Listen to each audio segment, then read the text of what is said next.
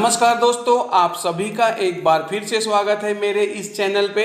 दोस्तों, आज के इस वीडियो में हम सीखने वाले हैं पास्ट परफेक्ट कंटिन्यूअस टेंस। कोई क्रिया भूतकाल के किसी निश्चित समय के बहुत पहले से शुरू होकर उस समय पर जारी हो या उस समय तक जारी हो, ऐसा दर्शाने के लिए इस काल का प्रयोग करते हैं। दोस्तों, जब वाक्य के अंत में से रहा था, से रही थी, से रहे थे यह आए तो ये पास्ट परफेक्ट कंटिन्यूअस टेंस की पहचान है। आइए दोस्तों, वाक्य के माध्यम से इसको हम और अच्छे से समझने की कोशिश करेंगे। दोस्तों, वाक्य की संरचना करने से पहले हमको चाहिए रहता है स्ट्रक्चर, जिसको हम लोग फॉर्मूला भी कहते हैं। तो चलो उसको एक नज़र देखते हैं। तो सबसे पहले आता है सब्जेक्ट, और सब्जेक्ट के बाद आता है हैड बीन, और उसके बाद आता है वर्ब का फर्स्ट फॉर्म जिसपे हम आईएनजी लगाते हैं, और उसके बाद आता है सिंस फॉर, और साथ में समय आता है। तो सबसे पहले देखते हैं सब्जेक्ट को। आई, यू, वी, दे प्लूरल, और ही, सी, इट, नेम सिंगुलर, ये सारे सब्जेक्ट हैं। और दोस्तों, आई, यू, वी, दे प्लूरल और ही, सी, इट, नेम सिंगुलर, इन सभी सब्जेक्ट के साथ हम हैड बीन का प्रयोग करते हैं। अब आते हैं सिंस फॉर पे। दोस्तों, सिंस और फॉर का प्रयोग कब करते हैं, मैं प्रेजेंट परफेक्ट कंटिन्यूअस की टेंस में आपको डिटेल में बता चुका हूँ। यदि आप उसे नहीं देखे हैं तो कोई बात नहीं, मैं फिर से आपको बता देता हूँ। तो सबसे पहले हम सिंस का प्रयोग देखते हैं। दोस्तों, सिंस का प्रयोग हम तब करते हैं जब निश्चित समय दिया हो, तब हम सिंस का प्रयोग करते हैं। जैसे आप इस घड़ी को देखो, इसमें 1 बजे हैं, 2 बजे हैं, 9 बजे हैं, 12 बजे हैं, मतलब एक निश्चित समय है। अब आप इस कैलेंडर को देखो, कैलेंडर में दिया है दिन, मतलब सोमवार से, मंगलवार से, रविवार से, बुधवार से, ये दिन है। अब इसी में देखो एक तारीख दिया है, जैसे 5 जनवरी से, 3 मार्च से, 9 अप्रैल से, ये तारीख दिया है। अब इसी में आप देखो मंथ, मतलब जनवरी से या फिर दिसंबर से या फिर मार्च से, मतलब एक निश्चित दिन दिया है, एक निश्चित समय दिया है। अब आप इसी में देखो सन 2009 से, 2012 से, 2019 से, और एक होती है अवस्था, मतलब बचपन से या फिर सुबह से, दोपहर से, शाम से, रात से, मतलब एक निश्चित तिथि है, निश्चित समय है। तो इसके साथ हम सिंस का प्रयोग करते हैं। दोस्तों, अब हम समझते हैं फॉर का प्रयोग। तो फॉर का प्रयोग हम तब करते हैं जब अनिश्चित समय दिया हो, जैसे 3 घंटे से। दोस्तों, इसमें 3 घंटों से लिखा है, मतलब पता नहीं चलता कि ये कौन से 3 घंटे से हैं।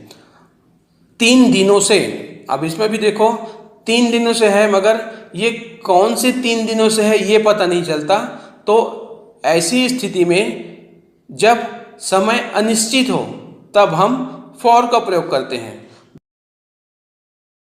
दोस्तों, पास्ट कंटिन्यूअस टेंस और पास्ट परफेक्ट कंटिन्यूअस टेंस थोड़ा सा मिलता जुलता है, क्योंकि पास्ट कंटिन्यूअस टेंस में रहा था, रही थी, रहे थे आते हैं, और पास्ट परफेक्ट कंटिन्यूअस टेंस में से रहा था, से रही थी, से रहे थे, मतलब साथ में समय आता है।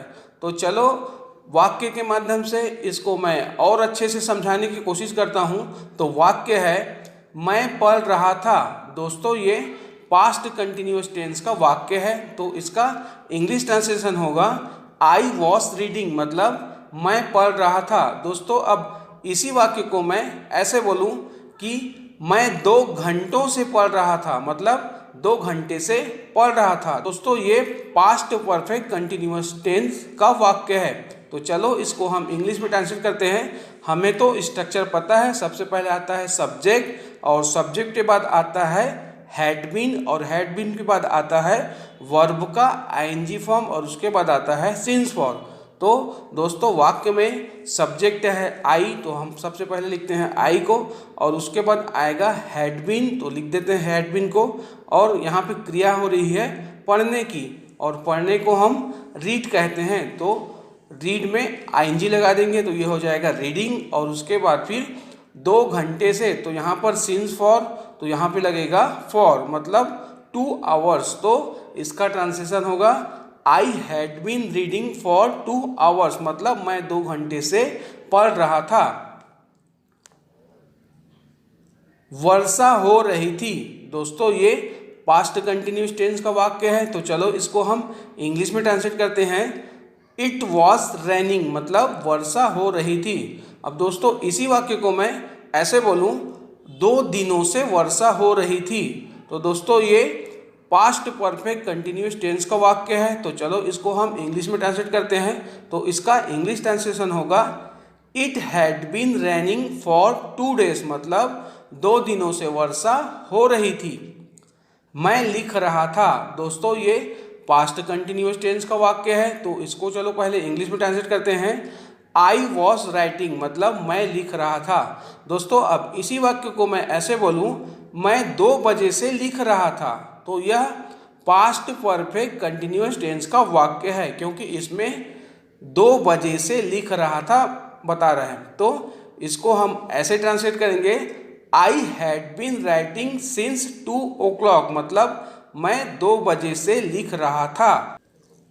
वे लोग दौड़ रहे थे, दोस्तों ये पास्ट कंटिन्यूस टेंस का वाक्य है। तो चलो इसको हम इंग्लिश में ट्रांसलेट करते हैं। तो इसका इंग्लिश ट्रांसलेशन होगा दे वर रनिंग, मतलब वे लोग दौड़ रहे थे।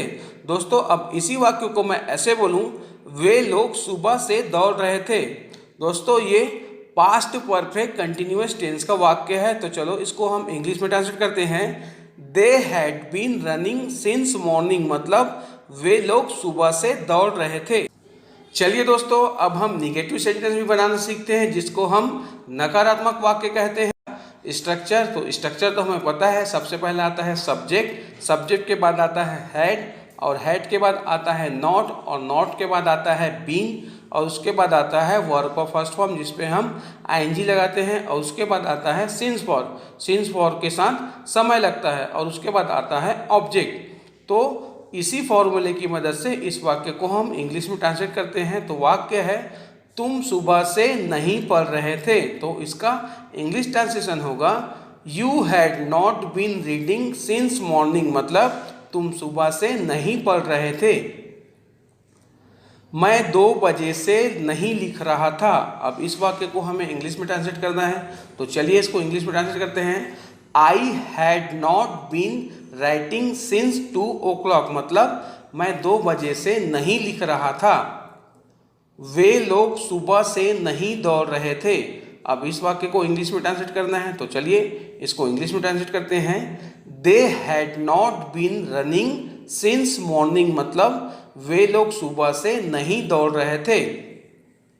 अब चलिए दोस्तों कुछ इंट्रोगेटिव सेंटेंस भी बनाना सीख लेते हैं, जिसको हम प्रश्नवाचक वाक्य कहते हैं। तो वाक्य है क्या आप सुबह से पढ़ रहे थे। दोस्तों इस वाक्य को इंग्लिश में ट्रांसलेट करने से पहले एक नज़र देख लेते हैं स्ट्रक्चर को। तो स्ट्रक्चर में सबसे पहले आता है हैड, और हैड के बाद आता है सब्जेक्ट, और सब्जेक्ट के बाद आता है बीन, और उसके बाद आता है वर्ब का फर्स्ट फॉर्म, उस पर लगाते हैं हम आईएनजी, और उसके बाद आएगा सिंस फॉर, सिंस फॉर के साथ समय आएगा, और उसके बाद आता है ऑब्जेक्ट। तो चलो दोस्तों इसी फॉर्मूले की मदद से इस वाक्य को हम इंग्लिश में ट्रांसलेट करते हैं। तो वाक्य है क्या आप सुबह से पढ़ रहे थे, तो इसका इंग्लिश ट्रांसलेशन होगा had you been reading since morning, मतलब क्या आप सुबह से पढ़ रहे थे। क्या तुम 2 बजे से लिख रहे थे। अब इस वाक्य को इंग्लिश में ट्रांसलेट करना है। तो चलिए इसको हम इंग्लिश में ट्रांसलेट करते हैं। Had you been writing since 2 o'clock, मतलब क्या तुम 2 बजे से लिख रहे थे। क्या वे लोग सुबह से दौड़ रहे थे। अब इस वाक्य को हमें इंग्लिश में ट्रांसलेट करना है। तो चलिए इसको इंग्लिश में ट्रांसलेट करते हैं।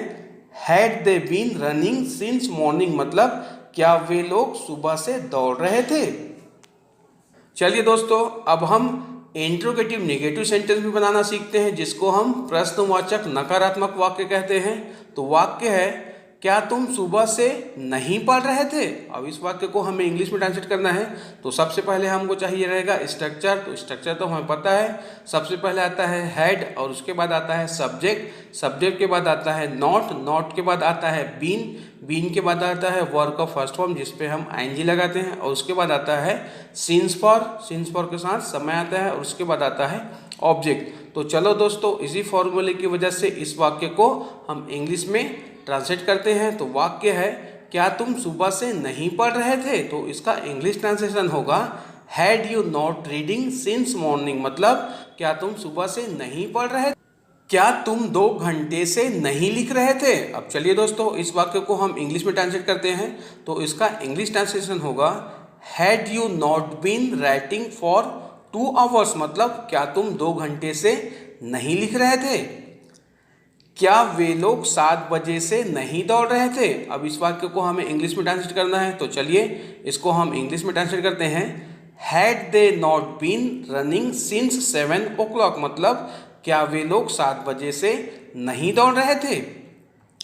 चलिए दोस्तों, अब हम WH इंट्रोगेटिव सेंटेंस बनाना सीखते हैं, जिसको हम WH प्रश्नवाचक वाक्य कहते हैं। तो वाक्य है, रवि 2 वर्षों से कहाँ रह रहा था। अब इस वाक्य को हमें इंग्लिश में ट्रांसलेट करना है।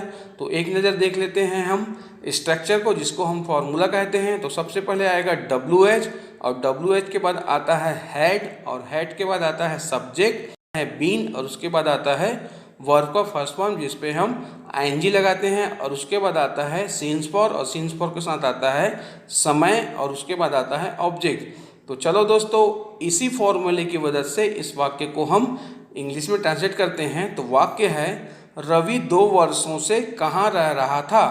दोस्तों यहाँ पर देखो WH है कहाँ, और कहाँ को इंग्लिश में हम वेयर कहते हैं। तो इसका ट्रांसलेशन होगा where had Ravi been living for 2 years, मतलब रवि 2 वर्षों से कहाँ रह रहा था। आप 2 वर्षों से क्या कर रहे थे। दोस्तों अब इस वाक्य को हमें इंग्लिश में ट्रांसलेट करना है। तो इसका इंग्लिश ट्रांसलेशन होगा what had you been doing for 2 years, मतलब आप 2 वर्षों से क्या कर रहे थे। तुम यह कब से कर रहे थे। अब इस वाक्य को हमें इंग्लिश में ट्रांसलेट करना है। तो इसका इंग्लिश ट्रांसलेशन होगा since when had you been doing this, मतलब तुम यह कब से कर रहे थे। चलो दोस्तों, अब हम WH इंट्रोगेटिव नेगेटिव सेंटेंस भी बनाना सीखते हैं, जिसको हम WH प्रश्नवाचक नकारात्मक वाक्य कहते हैं। तुम उससे बात क्यों नहीं कर रहे थे। दोस्तों ये पास्ट कंटिन्यूअस टेंस का वाक्य है। तो चलो पहले हम इसको इंग्लिश में ट्रांसलेट करते हैं। तो इसका इंग्लिश ट्रांसलेशन होगा why were you not talking to him, मतलब तुम उससे बात क्यों नहीं कर रहे थे। दोस्तों अब इसी वाक्य को मैं ऐसे बोलूं कि तुम उससे 2 दिनों से बात क्यों नहीं कर रहे थे। तो चलो इसको हम इंग्लिश में ट्रांसलेट करते हैं। Why had you not been talking to him for 2 days, मतलब तुम उससे 2 दिनों से बात क्यों नहीं कर रहे थे। तो दोस्तों ये था पास्ट परफेक्ट कंटिन्यूअस टेंस। उम्मीद करता हूँ इस वीडियो के माध्यम से आप इसको अच्छे से समझ गए होंगे। दोस्तों यदि मेरी वीडियो आपको अच्छी लगी हो तो प्लीज़ इस वीडियो को आप अपने सभी दोस्तों को शेयर कीजिए, जिससे वो भी पास्ट परफेक्ट कंटिन्यूअस टेंस को आसानी से समझ जाएंगे। तो दोस्तों आज की क्लास हम यहीं समाप्त करते हैं। मिलते हैं नेक्स्ट वीडियो में, तब तक के लिए बाय बाय, टेक केयर। दोस्तों वीडियो अच्छी लगी तो वीडियो को लाइक कीजिए, और यदि आप हमारे चैनल पर नए हैं तो हमारे चैनल को सब्सक्राइब कीजिए और बेल आइकन को भी प्रेस कीजिए, जिससे हमारी आने वाली नई वीडियो की नोटिफिकेशन आपको बराबर समय पर मिलती रहेंगी।